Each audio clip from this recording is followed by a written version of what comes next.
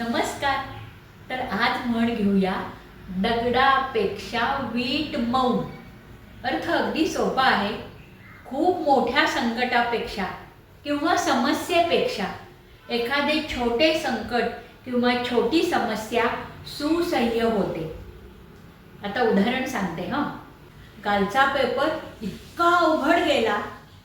आजचा पेपर सुद्धा तसा कठीणच होता, पण कालच्यापेक्षा थोडासा बरा होता. दगडापेक्षा वीट मऊ. किंवा तो मालक त्या नोकरांशी इतक्या कठोरतेने वागत असतो, त्याचा मुलगाही तसाच आहे, पण त्यातल्या त्यात वडिलांपेक्षा तो थोडासा बरा आहे. दगडापेक्षा वीट मऊ. किंवा काल आम्ही बाजारातून एक वस्तू आणली, ती अजिबात चांगली निघाली नाही. आज वस्तू आणली, ती पण तशीच निघाली, परंतु कालच्यापेक्षा थोडीशी बरी होती.